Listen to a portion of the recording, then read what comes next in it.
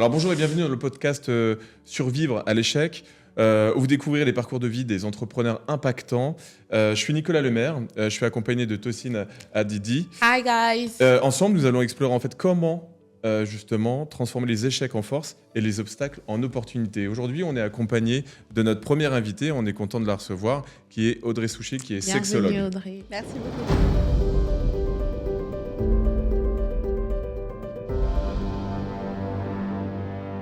Audrey, est-ce que tu peux nous expliquer un petit peu ton parcours, d'où tu viens, qui es-tu ? Alors, je viens d'une famille assez modeste. Et déjà, premier événement, je nais fille alors qu'on m'attendait garçon. Donc, c'est déjà l'ouverture de ma vie. Puis ensuite, je vais commencer à pouvoir me spécialiser dans l'accompagnement des familles et des enfants. Puis ensuite, me spécialiser en sexologie pour accompagner les couples, notamment les couples en famille recomposée. Pourquoi la sexologie ? Parce qu'on ne peut pas être thérapeute de couple sans parler de sexualité, sinon on oublie complètement les choses. Et parce que c'est le plus gros tabou en France, la sexualité. D'accord, très bien, très intéressant.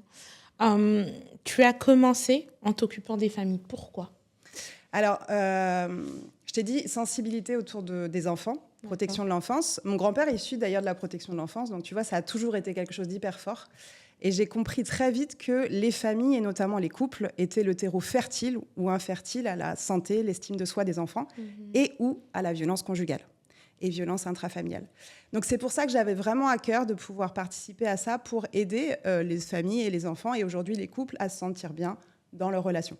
D'accord. Et toi-même, dans ton background, ta famille, pour toi, ça a été un pilier ou est-ce que tu as dû faire un travail sur toi ? Est-ce que tu peux nous parler un petit peu plus de ça ? Ouais. Donc, comme je t'ai dit, effectivement, je n'étais pas forcément attendue fille, j'étais attendue garçon. Et ça a eu un impact fort parce que, du coup, j'ai été très proche de mon père. Donc, tu vois, j'ai développé ma partie masculine à travers ça.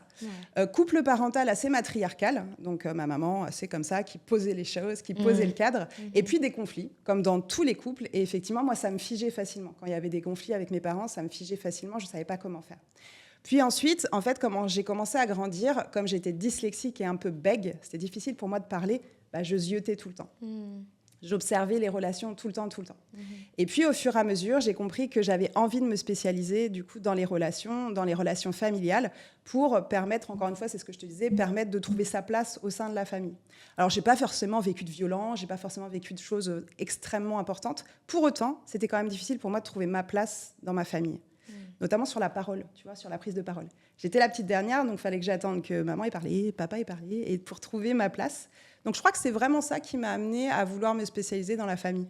D'accord, mais pourquoi les familles recomposées ? Alors, famille recomposée, ça, c'est mon parcours. Du coup, j'ai été en famille nucléaire pendant assez longtemps, et je me suis séparée de mon mari parce qu'on n'était plus forcément sur les mêmes longueurs d'onde avec le papa de mes enfants. Et puis, j'ai reformé une famille recomposée et j'ai vu à quel point on avait des sacrés challenges. Wow. En moyenne, 10 fois plus que les familles classiques. Ah, quand même. Ouais. Et on se rend compte, un chiffre comme ça de l'INSEE qui est intéressant à voir, les premiers couples vont se séparer à 50%. Les deuxièmes couples à 73%. Les troisièmes couples à 83%. Oui, donc c'est énorme. Ouais. Parce qu'on n'apprend pas toujours. Est-ce que tu peux aussi nous parler justement des difficultés que tu as eues quand tu as voulu créer ton entreprise ? Qu'est-ce que tu as pu surmonter comme ça et surtout comment tu as fait pour aller au-delà ? Ouais. Alors, je crée mon entreprise en 2019 et en réalité, ça fait déjà 6 ou 7 ans que je suis en souffrance dans mon précédent poste. Donc, je travaillais dans un cadre de pôle de soutien psychologique, d'accompagnement de famille, dans une structure où clairement on était les pompiers, mais on n'avait pas d'eau. On n'avait pas de moyens financiers et pas de moyens pour accompagner. Et des personnes très en souffrance. Donc, des personnes très en souffrance qui vont forcément être pas toujours cool dans la relation. Et j'avais pas le droit de dire non, même si je sentais que j'étais en danger. J'avais pas forcément de possibilité de poser mon propre cadre et je pouvais pas faire la méthode qui, pour moi, avait du sens. Donc, j'ai dû d'abord passer par une inaptitude à mon poste de travail. Difficile à avaler, hein. Ouais. Ah bah ouais. C'est dur.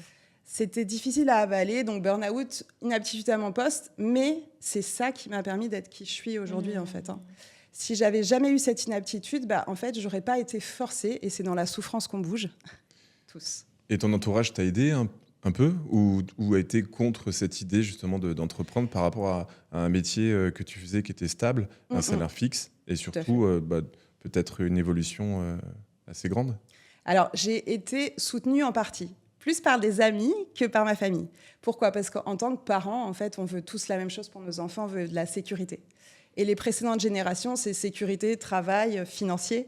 Donc, effectivement, j'étais dans un poste où j'étais fonctionnaire, dans une grande entreprise. Je tenais un poste de cadre.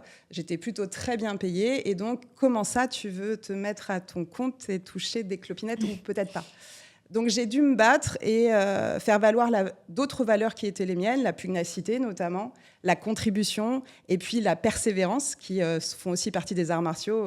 On en parlera peut-être, mais une pratique que je fais. Très intéressant. Et comme vous l'avez bien entendu, hein, ce podcast a pour vocation de pouvoir mettre en lumière les échecs qui ensuite sont devenus des tremplins qui ont aidé des personnes inspirantes comme toi à y arriver. Et là, tu nous as parlé de 2 échecs. Le fait que ta première relation ait échoué et que tu te retrouves en famille recomposée.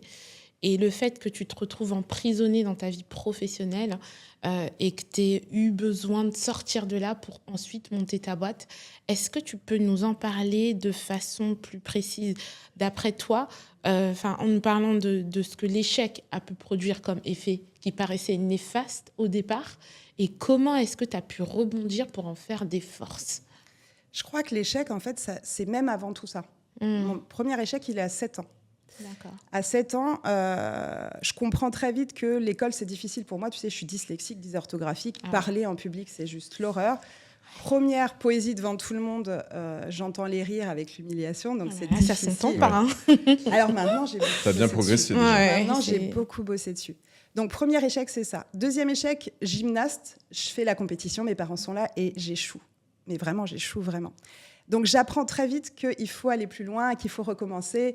Et quand tu n'arrives pas à rentrer par la porte, tu rentres par la fenêtre. Et quand tu n'arrives pas à rentrer par la fenêtre, tu rentres ailleurs, tout en préservant ton énergie. Donc, si je te remets dans mon échec, mon divorce, j'ai compris qu'on n'était plus au même endroit et qu'on allait se faire du mal si on restait ensemble. Et donc, pour ne pas avoir un nouvel échec, avec mon mari Julien aujourd'hui et notre famille recomposée, on a fait une formation, une vraie formation de couple pour comprendre. Et c'est vraiment un des points clés que je travaille avec les couples en famille recomposée ou même sur la sexologie. Viens à toi, essaie de comprendre les points sur lesquels tu as fait frein pour rebondir et pas les reprendre en pleine tête. On a tendance à faire ça, en fait, dans toute notre vie, à reproduire jusqu'à ce qu'on ait compris. Donc, je me suis dit, OK, là, ça n'a pas fonctionné. Audrey, il faut que tu trouves une solution pour ne pas reproduire. Donc, j'ai fait une formation. Et ça demande de se remettre à l'ouvrage tout le temps, mais on a les bénéfices. Et c'est intéressant ce que tu dis, surtout par rapport à la prise de parole, par rapport à ta difficulté scolaire. Ouais. Et aujourd'hui, justement, qu'est-ce que tu pourrais dire sur les valeurs que tu prônes, les valeurs sur lesquelles tu as aujourd'hui mis en place? Parce que forcément, c'est pas simple, c'est pas toujours évident. Est-ce que tu peux nous en parler? Alors, je vous l'ai dit tout à l'heure, un mot qui est important, c'est la pugnacité ou la persévérance. Et ça, pour moi, c'est important. Je ne peux pas fonctionner à coup de motivation. Ça ne marche pas. Que ça soit dans la relation de couple, dans la relation familiale avec des enfants qui ne sont pas toujours les tiens, que tu n'as pas élevés, qui te mettent parfois en tension. Tu ne peux pas fonctionner à la motivation. En tout cas, pour moi, ça ne fonctionne pas. Ouais. J'ai besoin de passer par de la persévérance et de la discipline. Donc, des choses qui vont être posées dans l'agenda régulièrement. Des alarmes sur mon téléphone qui me disent « Audrey, respire. Audrey, prends du temps pour toi. » Poser mes moments importants pour moi, mes ressources, le karaté, la danse pour moi. Donc, c'est vraiment...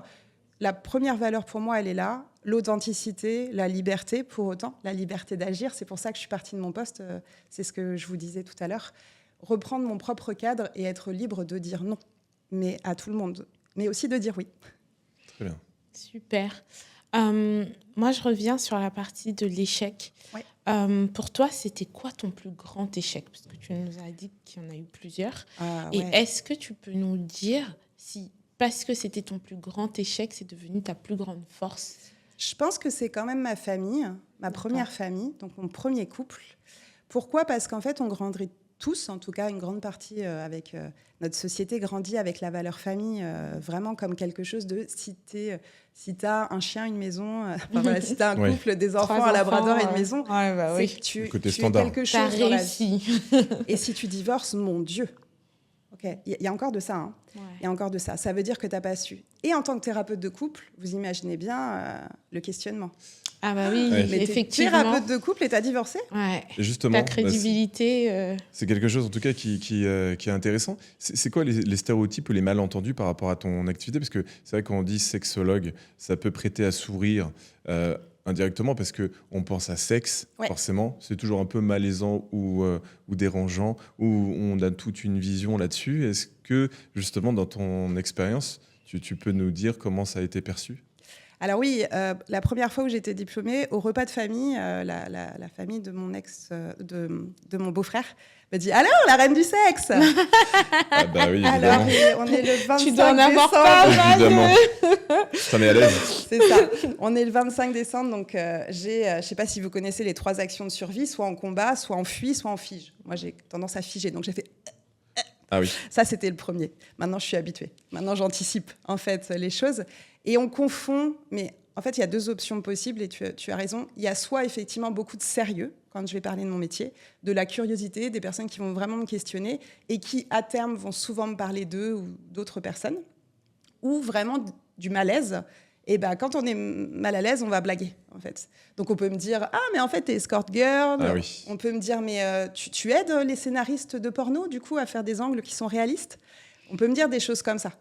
Donc, moi qui avais peur de parler, je pouvais vite piquer un phare, j'étais hyper mal à l'aise avec ça, d'autant plus que j'ai vécu une expérience, qui n'a pas été simple avec la sexualité, c'est pour ça notamment que j'y suis venue.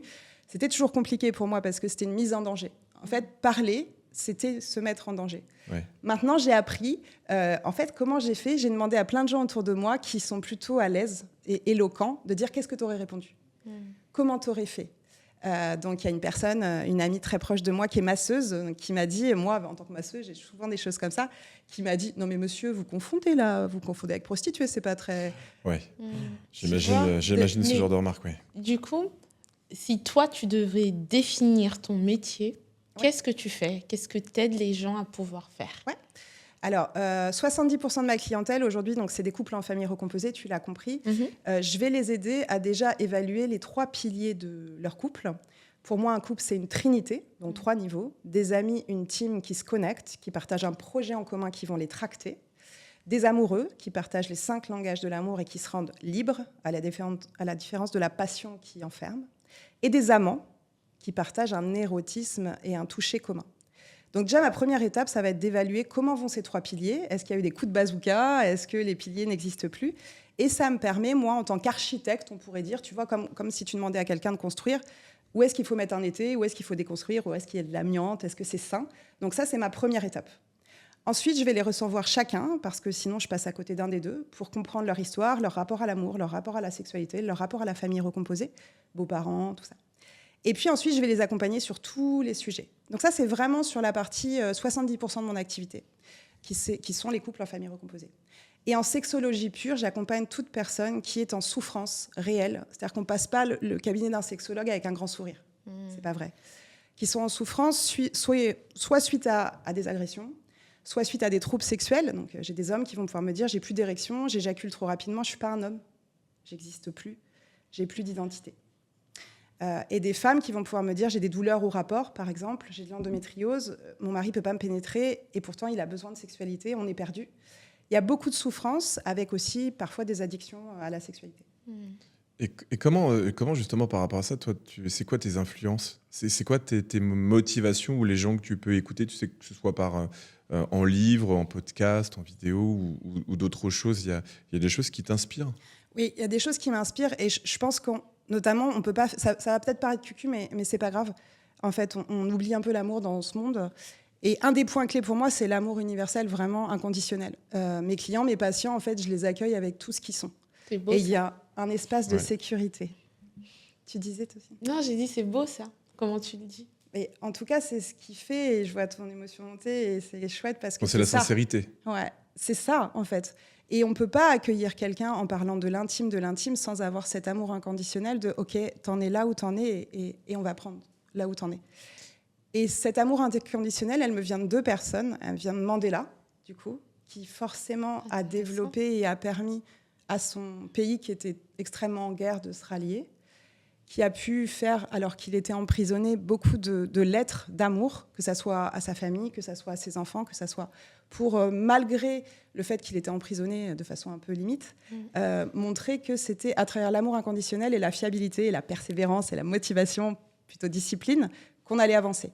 Et il dit notamment, tu es le seul maître de ton destin, tu es le capitaine de ta vie. Il y a vraiment quelque chose de comme ça. Prends ton centre et agis.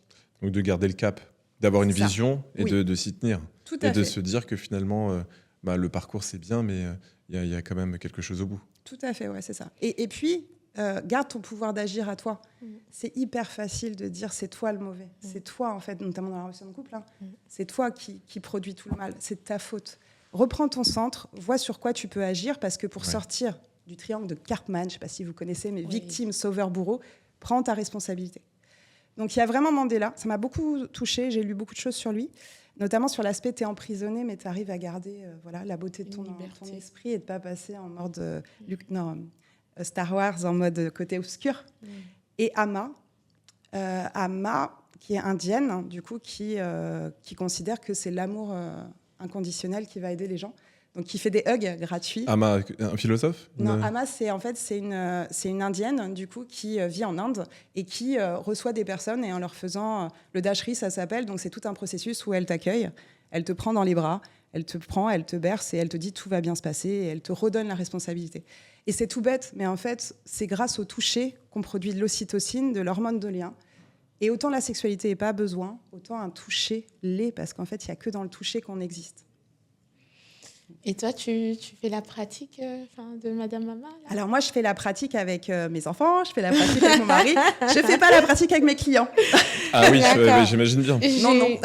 Je voulais te demander, parce que moi, j'ai un côté quand même anglo-saxon, beaucoup les États-Unis, et là-bas, la thérapie est arrivée au point où je ne vais pas voir un psy parce que j'ai un problème, je vais de façon préventive pour rester en bonne santé. Est-ce que pour toi, c'est la même chose quand on parle de sexologie? Tout à fait, ouais. Merci de m'apporter sur ça, parce que pour moi, c'est l'évolution que j'aimerais avoir sur mon métier. C'est-à-dire passer de la prévention et de la formation à la relation, de la formation à la sexualité, plutôt que de traiter un peu le pathologique ou la souffrance. C'est très juste. En France, on a quand même ce regard encore, tu vas voir un thérapeute parce que tu es fou, parce que tu dysfonctionnes. Ouais. Et c'est difficile parce qu'on ne nous apprend pas à s'ouvrir, on ne nous apprend pas forcément à relationner. Il y a quelque chose de très fort dans No Pain, No Gain, il faut être fort, la psychologie du mérite. Oui, en fait, pour moi, on peut travailler notamment les 7 points de la santé sexuelle très tôt. On pourrait pouvoir la travailler dès le début de l'adolescence. Et tant pis si j'ai les foudres, mais pour moi, on ne fait pas d'éducation à la santé sexuelle en France. On fait de l'éducation au risque. Il y a pourtant tout un tas de collègues, et j'en fais partie, qui militent pour qu'on puisse aborder le beau de la sexualité, notamment la fantasmatique érotique, notamment comment je connais mon corps, notamment comment je connais le lien avec les autres. Et bien sûr qu'il faut parler des risques. Bien sûr qu'il faut parler du consentement, bien sûr qu'il faut parler des risques d'IST, bien sûr que c'est nécessaire. Mais il faut aussi bien voir les zones d'opportunité que les zones de menace. Sinon, il y a un biais qui va se faire. Ouais. Est-ce que tu as justement des rituels ou des pratiques qui t'aident à rester inspiré? Alors, on se connaît déjà très bien. Je sais que tu fais des arts martiaux. Oui. Est-ce que ça, c'est des pratiques qui t'aident au quotidien? Oui, ça me permet de garder mon centre. Vraiment, donc tous les matins déjà je fais du yoga, ça me permet vraiment de me poser. Je fais toujours une lecture avant de partir, une lecture que ça soit sur du bouddhisme ou sur des familles recomposées ou sur de la danse ou sur des arts martiaux, parce qu'on est dans un monde qui va tellement vite que j'ai besoin de cette pause-là. Donc quand personne n'est réveillé dans la maison là et qu'il n'y a personne, ça me fait beaucoup de bien. J'ai la chance d'avoir un partenaire de vie, un mari qui est top, et on a un van aménagé et on part régulièrement dans des parenthèses. Et il est ma récréation, c'est-à-dire que moi, je suis quand même très sujette au burn-out. C'est ça, quand on est missionné. Ouais. Donc, il m'aide vraiment à garder le cap dans le côté plutôt récréation aussi, c'est-à-dire aussi bien zone de travail, mais aussi zone de joie et de ressources. Et je me suis mis vraiment, ça fait rire des fois mes clients, mais en fait, j'ai mon réveil qui sonne en disant « on va boire ». Respire, étire-toi, parce que sinon, dans un quotidien, dans mon ancien job, j'oubliais mes besoins vitaux, quoi. Donc, tu vas dire que tu étais resté cantonné dans ta vie et que tu étais un robot automatisé. J'étais un robot, je faisais même plus de pause pour aller aux toilettes, plus de pause pour boire. truc fou, et où tu perds l'essence des choses, tu sais plus, et où parfois certaines sociétés te disent mais Audrey, t'es pas là pour réfléchir en fait, t'es juste là pour agir. Ouais. Donc ça, si je dois reprendre ça, et puis j'ai découvert la neurobiologie, la théorie polyvagale, qui est l'étude du système nerveux et comment ça impacte nos relations, et comment notre système nerveux, il va nous permettre de nous sentir en sécurité ou en survie. On sait que 80% des influx nerveux vont du corps au cerveau, et le cerveau vers le corps, 20%. Donc c'est notre corps aujourd'hui. Donc j'ai remis mon corps au centre de ma vie. Le yoga, les arts martiaux, la détente. Régulièrement, on va faire une posture en neurobiologie où on vient étirer en fait la posture pour retrouver le centre. Super. Est-ce que tu peux nous parler par rapport à ton métier de la sexologie, l'une des erreurs les plus communes qu'on a par rapport à cela? Alors, l'erreur la plus commune, c'est de penser que la sexualité, elle est relationnelle, avant tout. Et pour moi, en tant que sexologue, la sexualité, elle est personnelle. Je m'explique. J'ai d'abord besoin de connaître ma fantasmatique érotique, d'avoir développé mes étapes dans ma sexualité, c'est-à-dire la puberté, la connexion à mon corps, les premiers moments d'érotisme, les premiers moments où j'ai une réponse, les premiers moments peut-être de sexualité personnelle, de masturbation, pour ensuite aller vers toi, aller vers la relation à l'autre. Si je rentre dans une sexualité relationnelle sans être passé par ces étapes-là, je vais m'abîmer. Quelqu'un qui va rentrer dans une sexualité relationnelle sans avoir fait ça aura des troubles sexuels. Que ça soit des vaginismes, du douleur, incapacité d'être pénétré. Je ne peux pas t'offrir mon corps parce que moi-même, je ne le connais pas. Ou des difficultés éjaculatoires ou érectiles. Ça, c'est un vrai sujet. Et quand j'accompagne des couples, je ne vais pas te dire 99%, mais c'est pas loin, qui vont me dire sexualité relationnelle en premier. C'est-à-dire, pour moi, la sexualité, elle est que à deux. Et bien, même si c'est beau, parce que c'est à travers l'amour, c'est important de revenir à soi pour comprendre son mécanisme. Sinon, c'est difficile, et sinon, on va faire porter à l'autre quelque chose qui ne lui appartient pas. Donc, pour moi, la plus grosse erreur, c'est ça. C'est de penser au nous avant de penser au je. Ça, c'est la première. La deuxième, c'est de penser que notre partenaire, si on est en couple, ou nos partenaires ont la même sexualité que nous, le même rapport à la sexualité. Et on sait, grâce à Laura Pinson, qu'il y a 8 modèles érotypes différents. Donc, on a 8 visions de la sexualité différentes. Si tu penses que tu as la même que ton partenaire sans le questionner, il y a un risque d'avoir de la déception ou des douleurs. Audrey, moi, j'ai envie de comprendre un petit peu plus de ce qui s'est passé. Donc, tu m'expliques que déjà, dès ton enfance, tu comprends qu'on voulait que tu sois un garçon, pas une fille. Donc, forcément, tu veux être un garçon. Et ça crée un mal-être chez toi. Et ensuite, il y a plusieurs petites choses, comme le fait que tu n'arrives pas à t'exprimer comme tout le monde. Est-ce que, s'il te plaît, tu peux nous raconter ce parcours-là? Parce que je comprends que la partie forte chez toi, c'est je voulais tellement être acceptée que je me suis oubliée. Est-ce que tu peux nous en dire plus et nous dire comment est-ce que tu es arrivée au point où tu es aujourd'hui? Ouais, effectivement, je te disais, je devais naître garçon, je devais m'appeler David. Et ma sœur m'imaginait garçon bleu aux yeux bleus. Je nais brune avec à la Nicolas, quoi. Ça marche pas du tout. Donc ça a été effectivement longtemps dit et souvent dit dans ma famille. On n'a pas de garçon, on n'a pas de garçon. Oh non. Il y a eu des choses un peu comme ça. Et en même temps, je suis assez contente des deux énergies que je peux avoir en moi, une énergie masculine, une énergie féminine que j'ai pu développer en moi. Aujourd'hui, tu vois, j'en vois les leçons. L'enfance, ça a été compliqué, pas à travers ma famille qui était sécure, mais à travers le scolaire. Boule au ventre encore quand j'en parle, tu vois. Oh là C'était là. Difficile parce que on te demande de finir une phrase en lecture que tu ne peux pas finir, par exemple. Donc moi, j'ai inventé la fin des phrases pour passer vite à autre chose. Sauf qu'on me reprenait parce que c'était pas la bonne chose. Donc effectivement, moi j'ai de la dyslexie et de la dysorthographie, ça veut dire que j'inverse les lettres. Donc je suis en incapacité de lire. C'est très difficile pour moi. Jusqu'à ce jour. C'est encore très difficile pour moi. J'ai trouvé des méthodes. En fait, je fais beaucoup de livres audio. Merci Audible, qui m'a changé la vie. Et en fait, la lecture est devenue plus facile pour moi à partir du moment où j'ai trouvé ma voie, donc travailleurs sociaux, thérapeute. Où là, c'était plus facile parce que il y avait du cœur, tu vois. Mais sinon, pendant très longtemps, je lisais sans comprendre.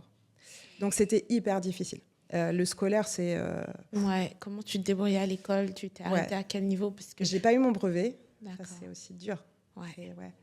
C'est dur, d'autant plus que mes parents me donnaient des cours, tu vois. Ils essayaient de tout faire. Ils me donnaient des cours particuliers. Et pour autant, j'étais pas adaptée pour l'école, en fait. Ça te mettait une pression supplémentaire, Ah oui, bien je pense. sûr. Donc, tu vois, le jour où tu vas voir tes résultats de brevet et que tu n'as pas ton brevet, tu te dis, mon Dieu, bonjour déception. Ouais. Bienvenue dans ta vie. Il y a eu vraiment ça, les premiers moments où j'ai dû réciter des poésies, tu vois, à l'oral, où tu t'es bossé, t'es arraché, t'as bossé comme un russe. Et en fait, on te dit, t'as un 3. Oui. Et est-ce que tu avais un sentiment d'infériorité par rapport Complètement. aux autres? J'avais un sentiment d'infériorité. Je faisais tout pour pas qu'on me lise. C'est pour ça qu'aujourd'hui, j'ai une écriture candide de docteur, tu sais. Je fais tout pour pas qu'on me lise parce que j'avais honte. J'avais honte de faire des fautes. Quand tu fais une dictée où tu as du moins 19 en rouge. Et comment tu as fait pour surmonter C'est ça. à ça? Comment t'es sortie de là? Comment t'es sortie de là, ouais. C'est la danse qui m'a sauvée. Non, c'est le sport qui m'a C'est sauvée. le sport. Dernier conseil d'école, en 3e notamment, mais j'ai fait de la danse, beaucoup de sport, tu l'as compris, mais toute ma vie, ça a vraiment été ça, parce que tout ce que je ne pouvais pas dire, l'indicible, c'est mon corps qui le disait, il y a vraiment ça. Et conseil de classe, on me dit, on n'en fera pas une intellectuelle, Audrey, on en fera une sportive. Ah oui, c'est toujours sympa ça, Merci. comme remarque. Très bien. Et ça résonne encore. C'est pour ça que parfois, dans les prises de parole, et voilà, dans les projets, je peux me dire, oublie pas, t'es pas une intelligente, t'es une sportive. Ouais. Donc ça, c'est resté longtemps. Et j'ai la chance d'avoir une grande sœur qui a fait médecine. C'est une chance aujourd'hui. Ah oui, c'était peut-être moins une chance quand j'étais plus jeune. Ouais. Parce qu'il y avait l'aspect, et on fait toujours ça, et encore de comparer avec ta sœur. Je compare mes enfants, mon Dieu. Ah oui. Mais ouais, je me sentais du coup inférieure intellectuellement partout où j'allais, donc je parlais pas. Je parlais pas. C'est lié à l'école, en fait, Les premières étapes, c'est l'école. Et quand tu stresses, en fait, ton cerveau, il va se bloquer, donc tu n'as plus accès à tes pensées. Donc moi, je pensais que j'étais vraiment bête. On me demandait quelque chose, je l'avais révisé, et je me disais, je suis vraiment bête. Mais pourquoi est-ce que tu dis que tu avais une chance d'avoir une sœur qui faisait médecine? C'est une chance aujourd'hui parce que ça m'a permis d'être persévérante, encore une fois, de me dire, allez, tu vas réussir, ta sœur, elle y arrive, tu vas bosser, tu vas bosser comme une russe. Tu vas y arriver. Elle a été à la fois des moments où j'ai pu la haïr parce qu'elle était plus âgée que moi et qu'elle prenait presque une posture parfois maternante. Mais pour autant, aujourd'hui, je sais en fait qu'elle m'a aidée, enseignée, permis de continuer. Voilà, c'était un modèle, tu vois, aussi pour moi. Ouais, alors, j'ai pas fait médecine, mais c'est marrant, tu vois. Je soigne à d'autres endroits. Et comment la danse t'a aidée? Ouais.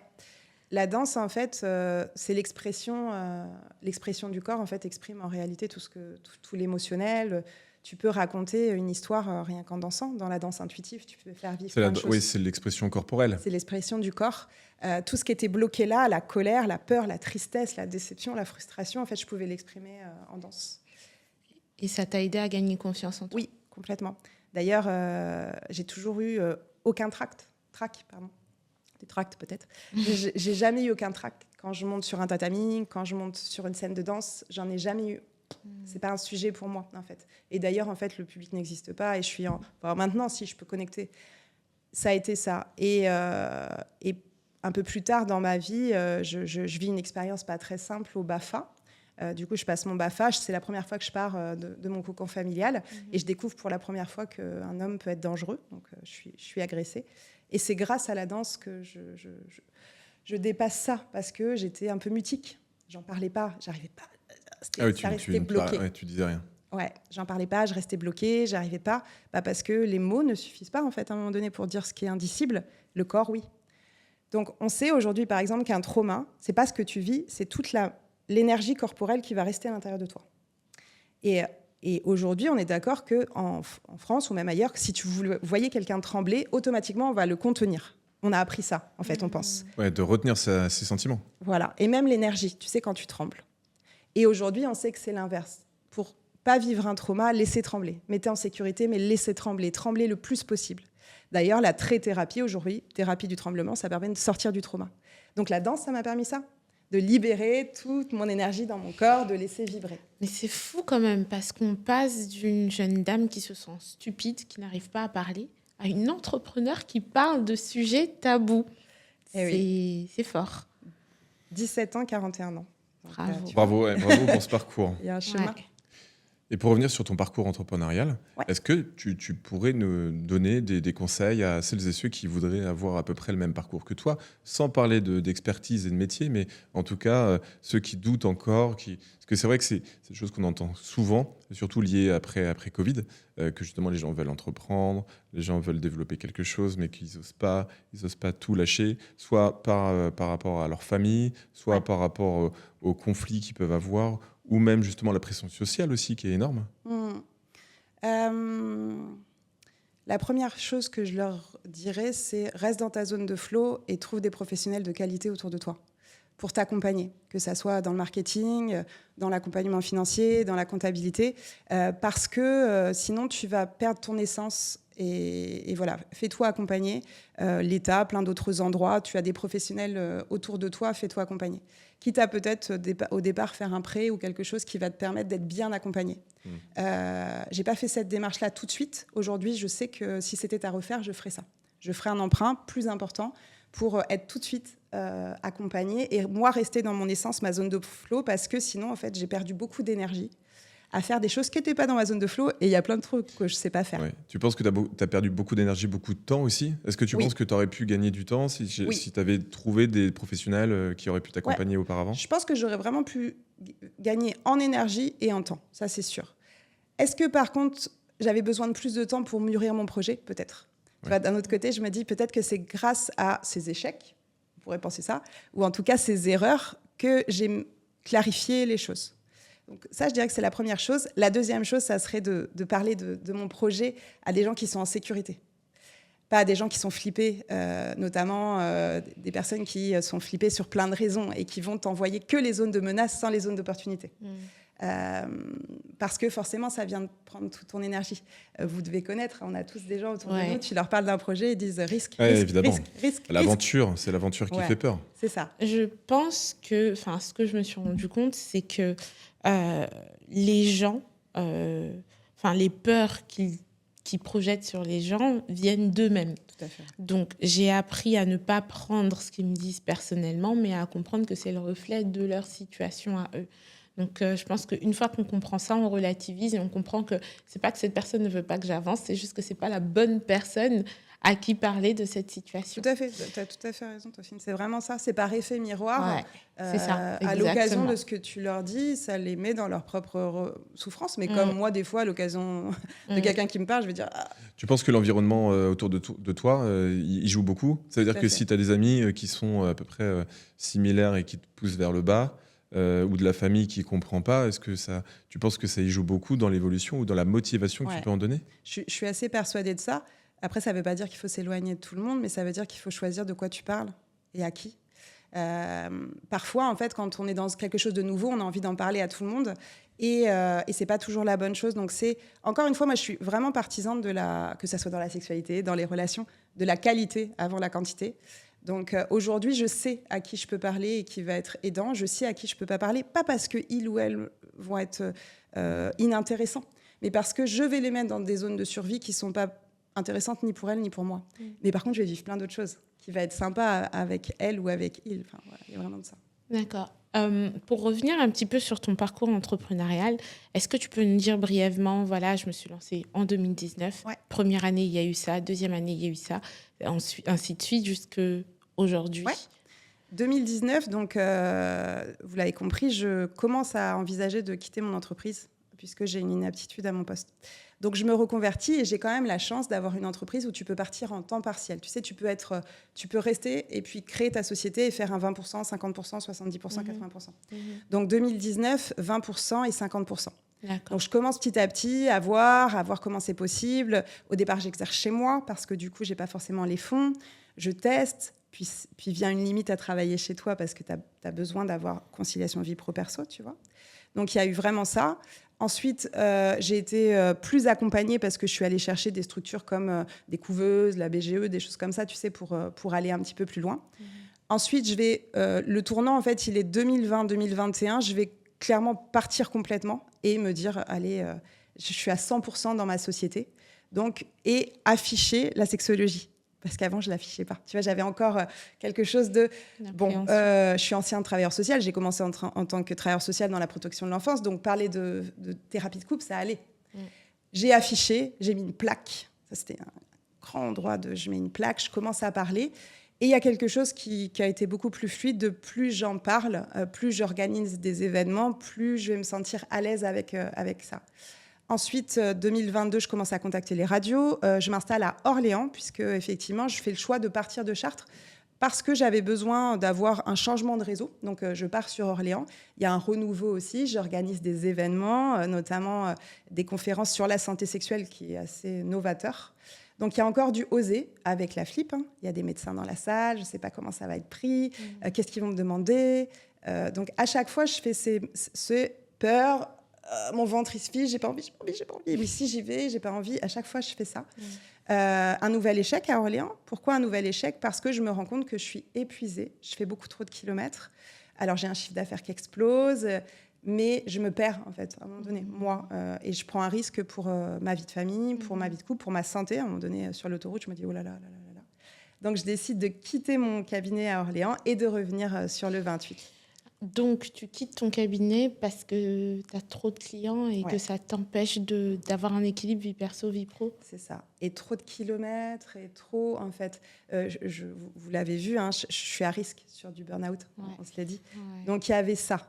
Et aujourd'hui, information d'il y a peu de temps, j'ai été là publiée dans un nouveau journal qui est spécialisé pour les familles recomposées et parents solos, qui s'appelle Les Nichés, où je le lis depuis 2-3 ans. Je me dis, c'est génial ce journal-là. Et je les contacte et ils acceptent de publier un de mes articles. Donc là, c'est ma nouveauté, avec demain des formations en ligne, des accompagnements en ligne sur des couples en famille recomposée. Ouais, en tout cas, beau parcours. Félicitations déjà pour cet article, parce que c'est déjà quelque chose que tu as eu parce que tu l'as vu, enfin tu l'as obtenu en ayant le cherché. Et je vais revenir sur ce que tu disais justement entre vie perso et vie pro, parce que aujourd'hui, vous travaillez ensemble, si je ne me trompe pas. Ouais. En plus, tu disais tout à l'heure que le cabinet était chez vous. Au début, après c'était à Orléans, maintenant vous avez un cabinet, je crois, à Chartres. Ouais, c'est ça. Et justement, comment ça se passe dans la vie perso ? Parce que déjà, premièrement, vous travaillez ensemble, et ensuite vous vivez ensemble. Enfin, je veux dire, c'est pas simple. Ouais, c'est pour ça qu'on a besoin d'espace off à d'autres moments. Tu vois, dans nos clubs de sport, notamment, c'est important d'avoir des espaces chacun pour avoir des espaces de respiration. Ouais. On part aussi régulièrement seul avec nos amis, seul avec nos enfants. Il y a aussi ça. On est vraiment vigilant à ça, et il y a du nous et il y a du jeu, quoi, parce que sinon, à un moment donné, c'est trop compliqué. Et effectivement, on travaille ensemble, notamment, donc Julien, il est hypnothérapeute et spécialisé sur notamment les arts martiaux et comment la self-défense peut te permettre de reprendre confiance en ton corps, surtout si tu as vécu des traumas ou des agressions. Ouais. Et on intervient en entreprise, notamment auprès de la SNCF, pour des agents qui sont en relation clientèle. Comment tu peux te retrouver en sécurité dans la relation clientèle. Et ça, on intervient tous les deux en entreprise. Donc, on est vigilant à avoir des temps à deux et des temps individuels. Ça, c'est hyper important. Et d'être chacun chargé d'un projet et pas être tous les deux... Il y a un missionné et un... En gros, c'est l'expérience de vie aussi. Ouais. Si j'avais 20 ans, est-ce que j'aurais pu... Non, certainement pas. En fait, à 20 ans, on teste et on fait des erreurs, on chute, on se relève, on apprend... Et puis, au fur et à mesure, on affine les choses, on teste. Il y a, au tout début de notre relation, comme beaucoup de familles recomposées, tu es dans une lune de miel, mais plus, parce qu'en plus, tu sors d'un échec. Donc, en fait, il y a quelque chose de « tu es celui qui va tout m'apporter », c'est formidable, c'est merveilleux. La désillusion, elle est fracassante en famille recomposée. Soit tu sors d'un veuvage, ce qui est quand même assez douloureux, soit d'un divorce où tu as pris cher, tes enfants aussi, et tu es en questionnement identitaire. Et il y a vraiment la désillusion qui est difficile. On sait que, par exemple, les couples recomposés qui vont s'installer, dans les 3 ans, ils vont exploser. Pourquoi dans les 3 ans ? Parce que la désillusion, elle arrive bien plus vite et surtout, tu n'es pas suffisamment solide dans ta relation. Il y a les challenges des ex, il y a les challenges de la famille, les enfants. Tu as des logements plus petits, financièrement, c'est un peu juste. Les calendriers, je ne vous en parle pas. Donc, on a appris. Au départ, on était trop en fusion, jusqu'à plus supporter. Et puis ensuite, on a été trop en indépendance, jusqu'à prendre le risque de plus se voir. Et puis, au fur et à mesure, voilà, on trouve aujourd'hui, depuis 3 ans, on va dire, on est sur un équilibre qui est plutôt confortable. Ouais, et puis vous êtes mariés il n'y a pas longtemps. C'est ça, ouais.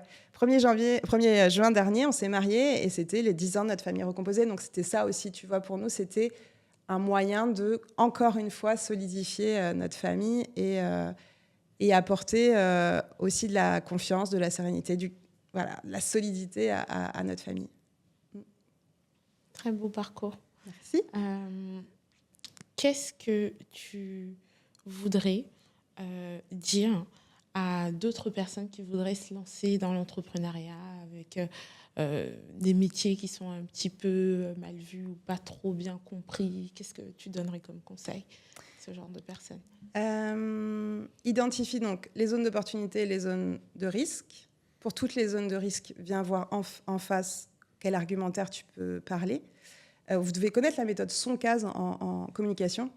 Le SONCAS, ça veut dire sécurité, opportunité. Il y a une lettre pour chaque identification. Et viens trouver un argumentaire pour chaque personne. Plus tu vas bosser en amont les argumentaires, plus tu vas être en confiance ensuite quand tu vas communiquer.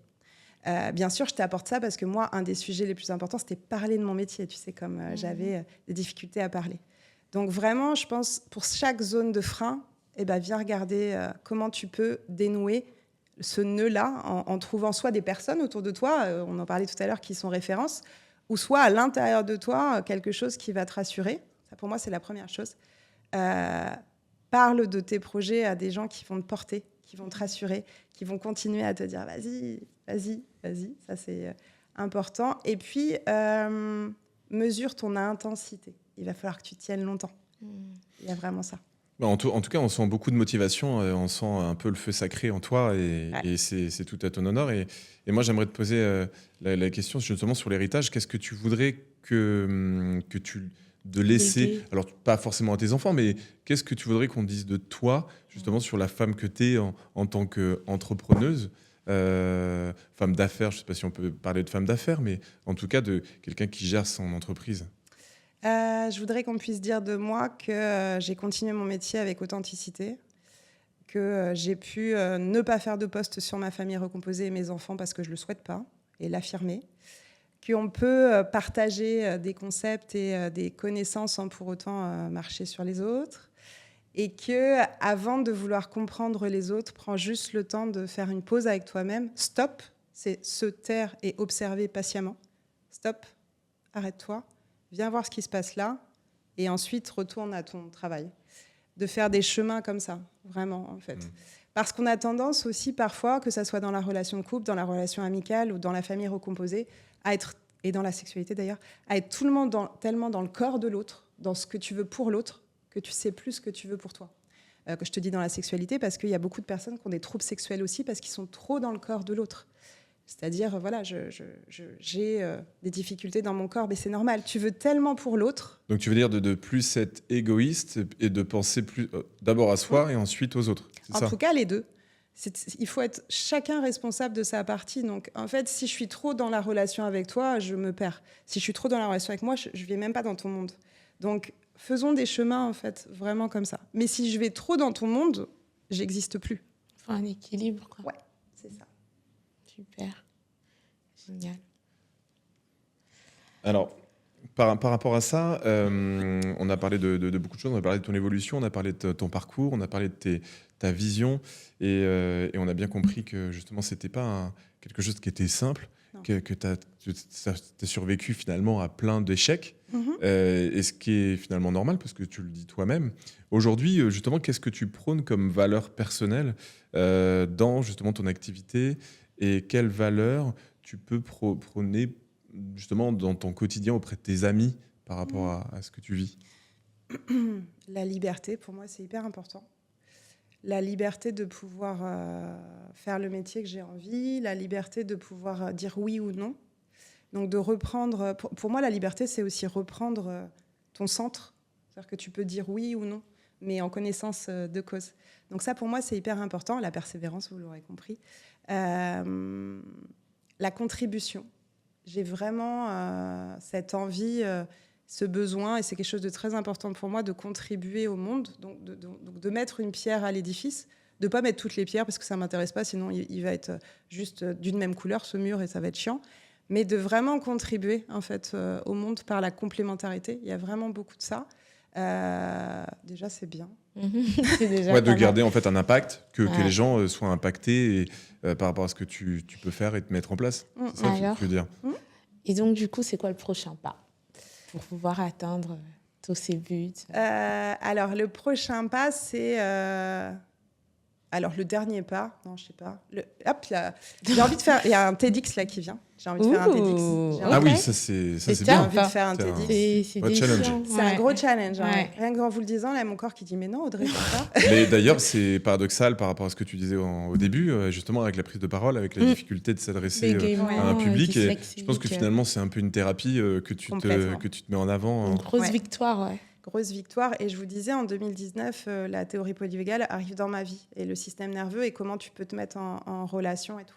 Et dans le travail sur la théorie polyvégale, on travaille sur les messages d'autorité du passé. Vous avez dû en entendre parler. Sois fort, fais un effort, fais plaisir, ce genre de choses. Et moi, mon premier message d'autorité du passé, c'était tais-toi. Le plus haut, le plus fort.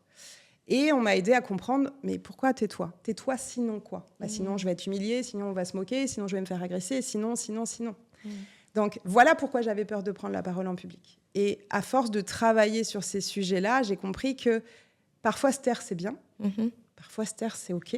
Et puis parfois se taire, en fait, c'est pas OK parce que tu as un message à porter.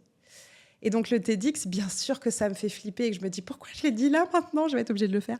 Ah oui, bah d'ailleurs, fais-le, parce Ouais. que c'est super. C'est vrai que Mais TEDx, c'est un exercice qui n'est pas simple, Ouais. où justement tu dois apprendre, c'est un peu comme un one-man show, où tu dois apprendre évidemment ton texte, et puis tu es, on va dire, coaché, mais ça reste longtemps. Et je pense que quand tu parles de se taire, il y a aussi cette dimension de parler, ça libère, parler, ça guérit, parler, ça bénit les autres, ça aide les autres à eux aussi pouvoir être libérés.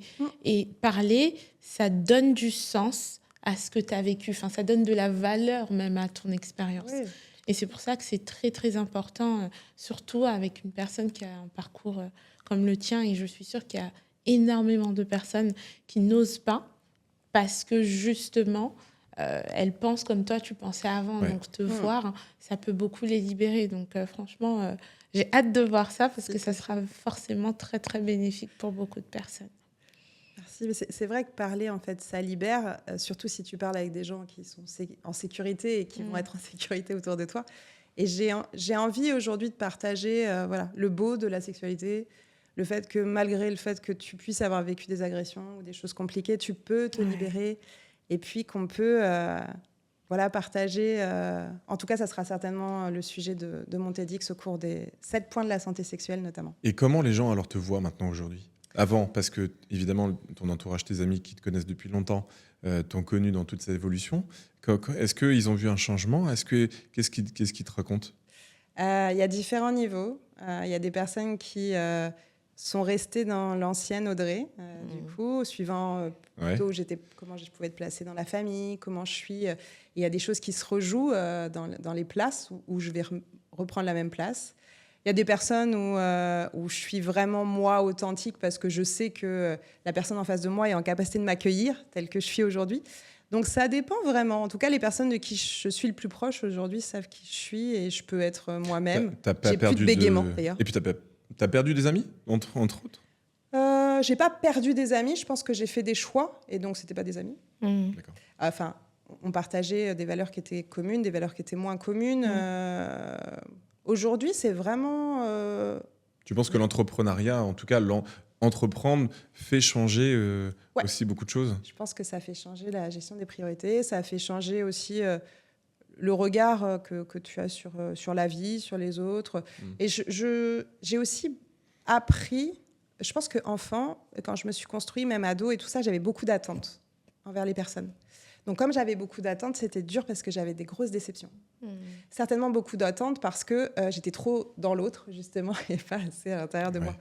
Donc maintenant, j'ai aussi appris, et j'apprends encore, hein, je me fais avoir plein de fois, quand je dis je me fais avoir par mon système nerveux qui bloque alors qu'il n'y a aucune raison, j'apprends en fait encore plein de fois à me dire prends ce qu'il y a à prendre et te mets pas la pression parce que sinon, typiquement, un événement comme celui-ci, ça fait 3 semaines que j'aurais stressé. Là, je me dis je viens vivre une expérience avec vous et un cadeau avec vous, avec moins d'attente. Il y a quelque chose de comme ça, j'ai bien sûr envie de contribuer, mais ça me permet d'avoir une vie plus cool. Moins stressante. moins stressante que de pouvoir me dire viens vivre une expérience et pas une épreuve ou quelque chose Donc comme finalement, ça. c'est pas forcément comme on peut l'entendre. L'entrepreneuriat est stressant, anxieux. Parce que Ça là, l'est aussi. évidemment, c'est lié à ton activité et à ton expérience. Ouais, ça l'est aussi. Bien sûr qu'il y a des jours où je suis pas bien et où je me dis oh là là, mais je vais reprendre un boulot de salarié, c'est tellement simple.